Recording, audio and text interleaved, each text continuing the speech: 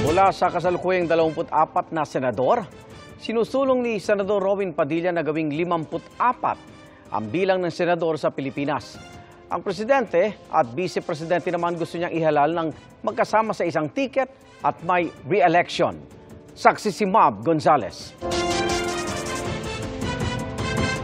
Presidential bicameral pa rin, pero dadagdagan yung Senado. Papalitan lang yung termino. Dadagdagan lang yung termino. May re-election lang. Ilan ito sa mga balak ng chairperson ng Senate Committee on Constitutional Amendments sa itinutulak niyang charter change sa Senado. Bukod sa national senators na pwedeng magkaroon ng 2 sunod na termino na may tig-8 taon, gusto niya ring magkaroon ng 30 regional senators na pwede ang 3 sunod na termino na may tig-4 na taon. Sabi niya, bukas siya na madagdagan ng senador. Kaya gusto niya magkaroon ng maging regionalized. Kaya ako naglakas loob. Maliban dyan, Gusto namin na sana yung presidente at vice president, hindi na tayo naghahalal ng hiwalay.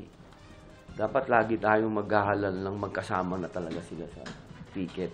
pero hindi tulad ngayon na limitado lang sa isang termino, pwede silang tumakbo sa 2 magkasunod na termino. Gayunman, hindi na 6, kundi 4 na taon na lang ang isang termino. Sa panukala, hindi na maaaring tumakbo sa ibang posisyon ang isang pangulo. Hanggang 3 sunod na termino pa rin ang ibang local officials, pero may tig-4 na taon na.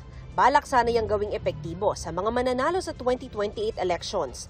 Pero para sa transition, hindi na pwedeng tumakbo bilang Pangulo ang kasalukuyan at mga dating Pangulo. Gayon din ang mga senador na nasa huli nilang termino at mga kongresistang nasa 3 na nilang termino.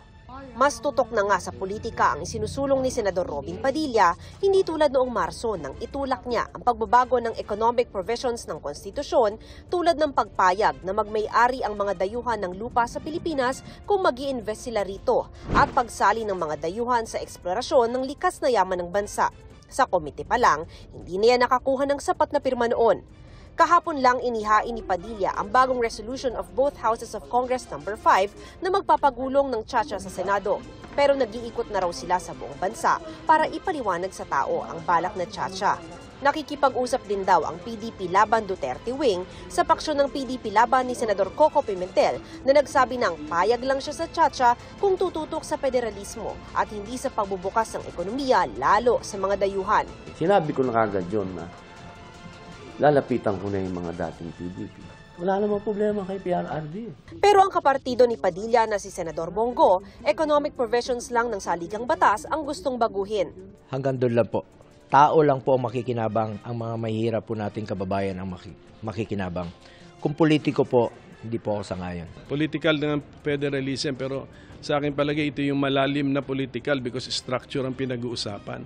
Ang mga political na mababaw o superficial, yun yung mga term limits. Napakababaw niya, walang binago except yung length of time na mahalal ang mga politiko. Huwag galawin ang term limits kasi hayaan na yung term limits because we are forcing new blood sa politika. Para sa GMA Integrated News, Mav Gonzales ang inyong saksi. Mga kaibigan, samahan niyo kaming saksiyan ng mga balita. Mag-subscribe sa GMA Integrated News sa YouTube.